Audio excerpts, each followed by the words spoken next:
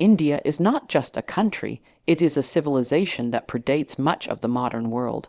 While most nations are shaped by their borders, India is shaped by its soul. For centuries, outsiders have tried to conquer it, colonize it, redefine it, and yet India has remained itself intact in spirit, fluid in form, and unwavering in identity. This resilience is not born from military might alone. It's rooted in a far deeper strength, one that flows from cultural sovereignty, emotional intelligence, and an unshakable belief in its own narrative. When the West came with ships and steel, India responded with silence and survival. When they came with ideologies and reforms, India responded with reinvention. And when they left, they did not leave a broken land, they left a land still breathing its own rhythm, still chanting its own name. What makes India so difficult for the West to defeat is not its external defenses, but its internal gravity. There is something profoundly disarming about a nation that knows who it is. The British ruled India for nearly 2 centuries, but they could never own the Indian heart. They tried to impose language, yet Hindi, Tamil, Bengali, Urdu, and so many others thrived. They tried to insert Western law and governance, but India made those tools its own, molding them into a democracy that is now the largest in the world. They tried to erase faiths and traditions, but what colonizer can undo thousands of years of deeply rooted rituals, philosophies, and spiritual systems that predate Christ and Muhammad?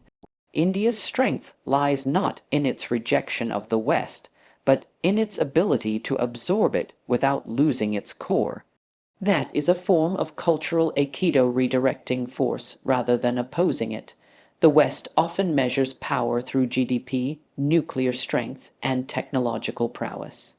But India possesses a softer power that seeps through global consciousness: yoga in California, chai in London, Ayurveda in Germany, Bollywood in Africa, gurus in New York. The West consumes Indian culture in fragments, often without realizing they are engaging with something far older and far more complex than they can package. And herein lies the paradox. India is both ancient and futuristic. It sends rockets to the moon and still lights diyas in every home. It codes the software that runs global systems and still chants mantras passed down orally through millennia. There is a duality in India the West finds hard to match. India is not one thing, it is many things all at once. This multiplicity is not a flaw, it is India's design. While most countries strive for uniformity, India thrives in contradiction. Over 1 billion people speak hundreds of languages, worship in thousands of temples, mosques, churches, and gurdwaras, and still call the same land home. How do you defeat a country that does not seek perfection, but harmony? India understands that peace is not the absence of chaos, but the ability to live meaningfully within it.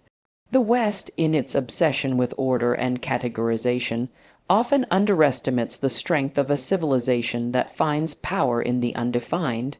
There is no one India, and that's precisely why it cannot be pinned down, let alone defeated. Even in the present era, where narratives are shaped by media, India remains defiant of the Western lens. It doesn't wait for approval, it doesn't seek to imitate. Instead, it rises with its own pulse. Its tech revolution is not a mirror of Silicon Valley, it's its own phenomenon. Its political chaos isn't a sign of failure, it's democracy in its rawest, most passionate form. The West may not understand why Indians vote in the millions or why a festival brings an entire city to a halt, but understanding isn't required for survival, belief is. And India believes in itself, not in arrogance, but with the quiet conviction of a people who have weathered every storm history has thrown at them and still stood tall. The question, then, is not why the West can't defeat India. The question is why it ever thought it could. Because India, with all its contradictions and complexities, is not waiting to be conquered or rescued or reshaped. It is walking its own path, sometimes slow, sometimes stormy, but always steady, and that is not just power. That is permanence. India is not simply a land. It is a living force of consciousness that stretches beyond history, borders, or empires. The West has often attempted to assert control through colonization, cultural infiltration, or strategic dominance, but India, unlike any other nation, cannot be conquered in the traditional sense. Because what the West often fails to understand is that India's strength is not just political or economic, it is emotional, spiritual, and civilizational. For thousands of years, this subcontinent has breathed through its diversity, survived through its contradictions, and flourished through its wisdom. You don't defeat a country like that, you don't even fully comprehend it. At the core of India's unmatched resilience is its ability to absorb and transform whatever comes its way without losing its essence. It has welcomed invaders, traders, missionaries, and colonizers, not with passivity, but with a quiet, watchful intelligence. The Persians, the Mughals, the British, they all came, some stayed for centuries, and yet when they left, India remained Indian. It is not a land that resists through violence alone, but through assimilation. It disarms you by outlasting you. The British brought their education, their railways, their laws, but they couldn't take India's soul. In fact, much of what was introduced became Indian in form and function. That is the genius of this country. It converts external force into internal wisdom. Like a river that shifts course without drying up, India adapts, evolves, and still retains its sacred flow.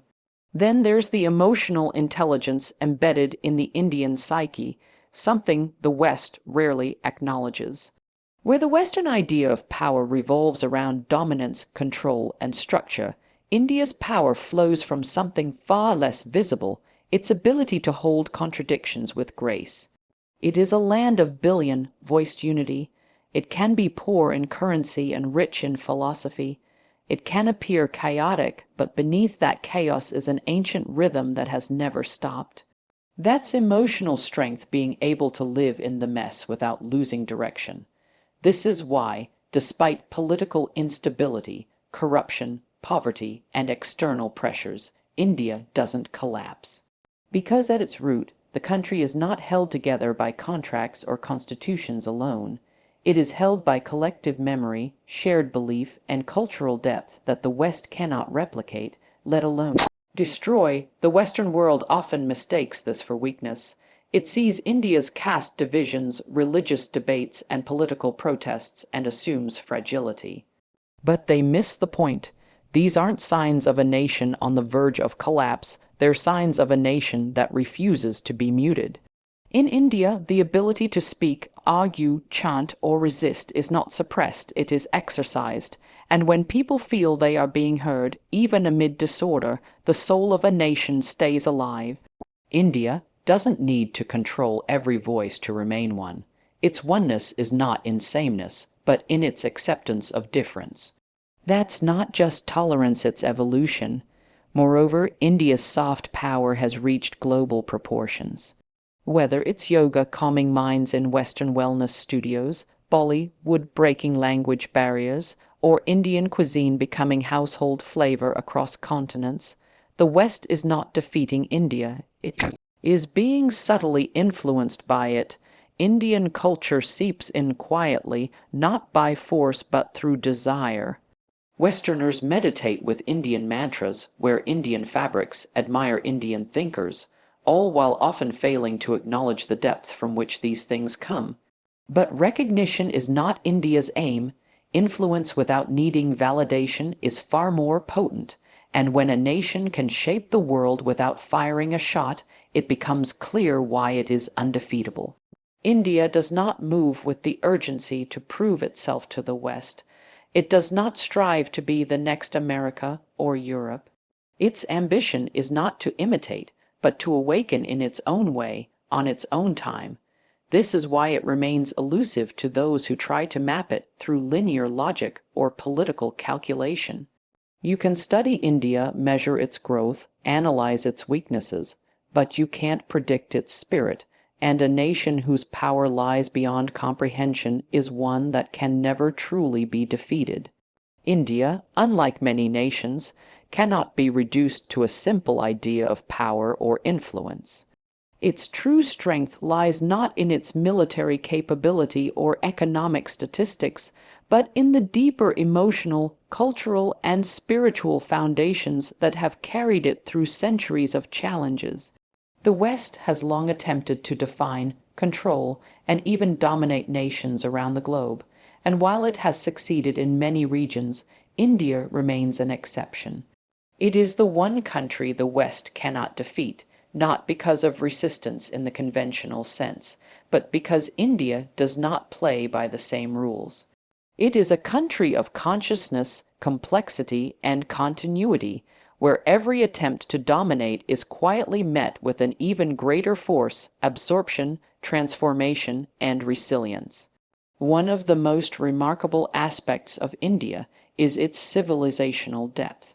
While Western powers have relatively recent national histories, India has existed as a cultural and philosophical entity for thousands of years. Before the rise of Western empires, India had already developed advanced systems of thought, governance, mathematics, medicine, and spirituality. It was engaging in trade and shaping global culture before the idea of modern Europe even existed. This ancient foundation gives India an internal confidence. It knows it has seen the rise and fall of many powers, and that time, not speed, is the true test of greatness. So, when the West arrived with its modern technologies and superior firepower, India didn't collapse under the weight. Instead, it adapted, absorbed the change, and ultimately emerged still carrying its soul intact. That's a power no empire, no matter how advanced, can truly dismantle. Then comes the emotional intelligence that runs deep within Indian society. While Western frameworks often seek order, control, and binaries, India thrives in fluidity. It is a land that holds opposites together: modern cities and ancient rituals, booming technology and deeply rooted superstitions, global capitalism and spiritual renunciation. To outsiders, this may appear contradictory, even chaotic, but to India, its harmony, this emotional balance gives India the strength to bend without breaking, to disagree without disconnecting. It's why, despite religious, linguistic, and social divides, the country has managed to hold together. Because Indians are emotionally trained from birth to accept dualities, to pray to gods they may never see, to debate fiercely but eat together afterward, to suffer and still celebrate. The West, with its emphasis on control and categorization, often finds this hard to grasp, and that's exactly why India remains untouchable. You can't defeat what you can't fully understand. Another pillar of India's quiet invincibility is its cultural sovereignty.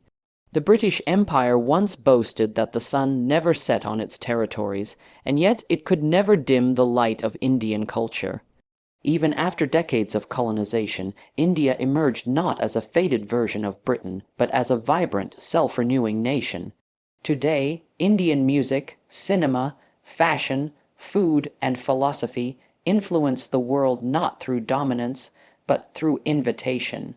People around the globe seek Indian yoga for peace, Indian spices for flavor, Indian movies for joy, and Indian wisdom for depth. This global soft power doesn't conquer, it captivates, and while Western nations invest billions in media and branding, India simply breathes its culture into the world, and the world responds. That's a kind of influence that cannot be invaded or overthrown. Finally, India's identity is not shaped by the need to prove itself to others. It is not obsessed with global approval. It doesn't look westward for validation. It looks inward. That inward gaze, nurtured through centuries of meditation, philosophy, and collective suffering, has built a nation that grows with purpose, not pressure. The West, with its fast-paced agendas and short-term strategies, often underestimates this patience. But India's strength is quiet, steady, and deeply rooted. It is not the nation that shouts the loudest, but it is often the one that endures the longest. Empires have come and gone. India has remained, and that is why the West can never truly defeat it. India's strength is often misunderstood by those who view power solely through the lens of dominance, military strategy, and economic superiority. But India operates on a different plane, one not defined by the Western framework of conquest, but by a deeper, older, and more complex identity. The reason the West cannot defeat India lies not in its ability to retaliate, but in its unmatched capacity to endure, absorb, and transform. And like nations that collapse under pressure or lose their essence in pursuit of progress, India thrives on contradiction, survives through chaos, and evolves through its unshakable civilizational memory. It is not just a political entity. It is a living, breathing force of consciousness with 4 deep pillars of strength that have made it unconquerable in the truest sense. India's civilizational depth gives it a kind of timeless authority that no modern empire can replicate. Long before Europe emerged as a global force, India was already laying the groundwork for mathematics, astronomy, linguistics, medicine, and spiritual science. While other nations were finding their identity through wars and territorial lines, India had already found itself through inner exploration. It was never just about land, it was about knowledge, culture, and human possibility. That kind of rootedness is nearly impossible to defeat.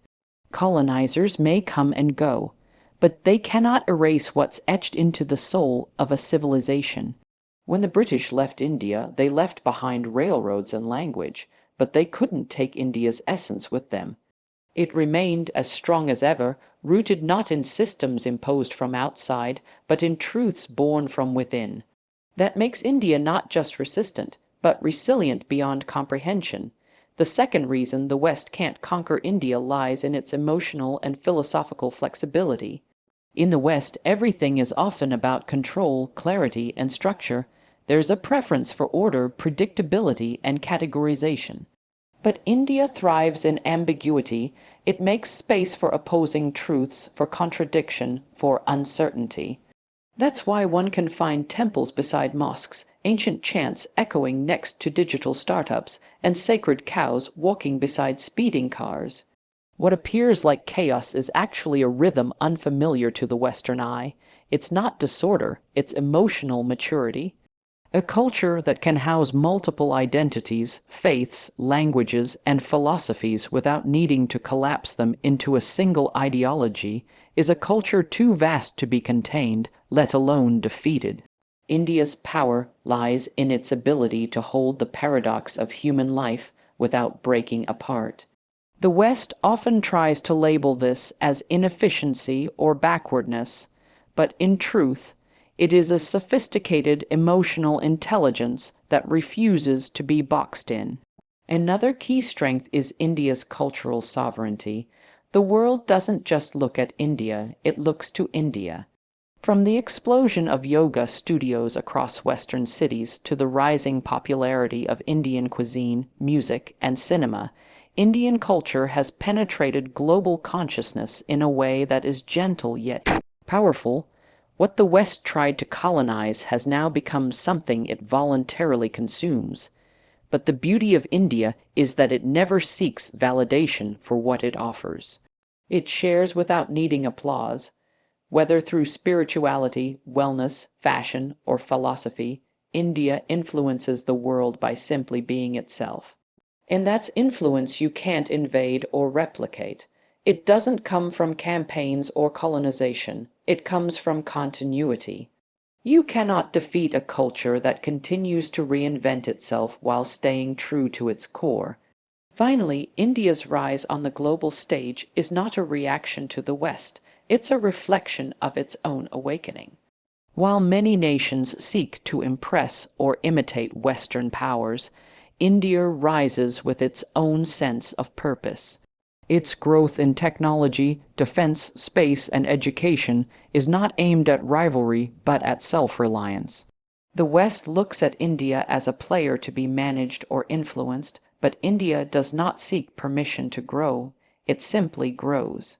And that unnerves many, because a nation that doesn't fear judgment, that doesn't beg for recognition, is a nation that moves with inner power. That kind of independence, not just political, but psychological, is rare. It is the foundation of true freedom. And it is the final reason why the West, despite its influence and intervention, cannot defeat India.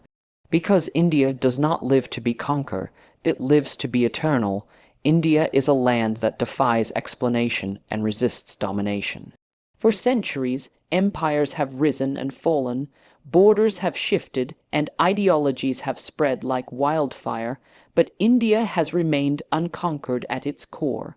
The West, with its tools of influence, colonization, and control, has managed to overpower many nations across the globe, but when it comes to India, every attempt to defeat has met with quiet resistance and eventual transformation.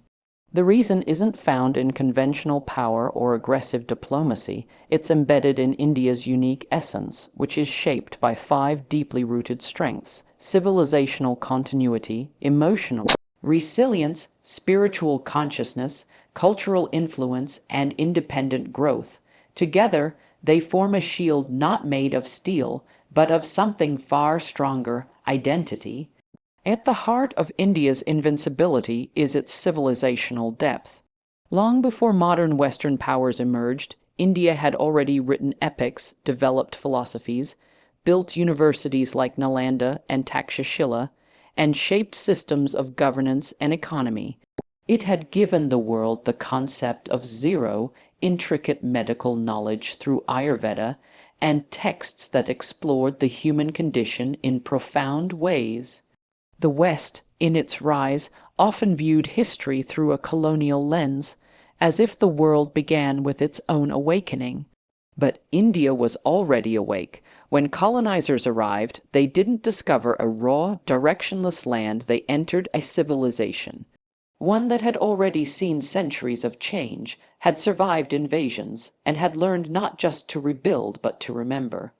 And what is remembered deeply cannot be erased easily. This foundation supports India's extraordinary emotional resilience. Unlike nations that fracture under internal pressures, India thrives in its contradictions. It is noisy, chaotic, unpredictable, but it is also deeply rooted, emotionally intelligent, and fiercely connected. In the West, systems are designed to produce uniformity. In India, unity is found through diversity. 1 billion people across faiths, regions, castes, and ideologies somehow manage to share a national identity without dissolving their individual stories. This emotional intelligence of coexisting with difference is a rare and misunderstood strength. The West often confuses this with disorder, but it is, in fact, the art of emotional survival. It allows India to bend without breaking, to stretch without snapping. This is not just tolerance, it's an emotional adaptability that no outside force can penetrate. What also sets India apart is its unwavering spiritual consciousness. It's not about religion alone, it's about a way of life that goes beyond material power. India doesn't just teach rituals, it teaches inner alignment. Whether through yoga, meditation, karma, or dharma, the Indian psyche is shaped to seek meaning beyond achievement. This inner compass provides a stability that doesn't come from politics or economics. It's why, even in times of crisis, Indians return to prayer, festivals, and introspection. It's not an escape, it's sustenance. The West often approaches power from the outside. India approaches it from the inside out. A spiritually conscious society cannot be easily defeated because its anchor is not external.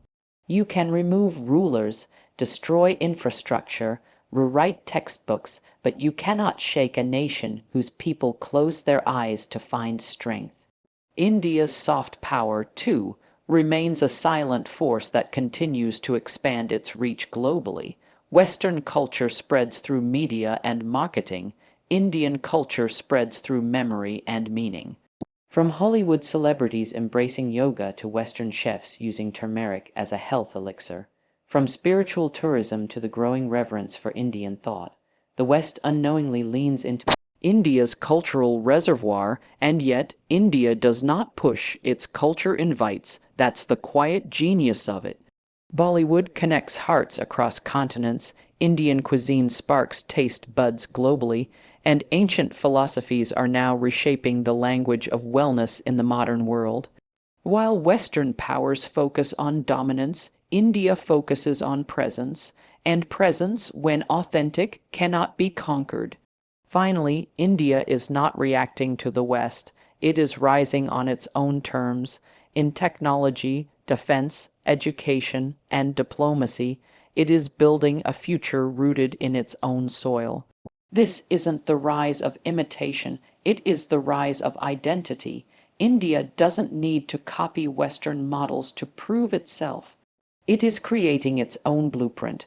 With one foot in the past and one eye on the future, India grows with a pace that is calm but clear.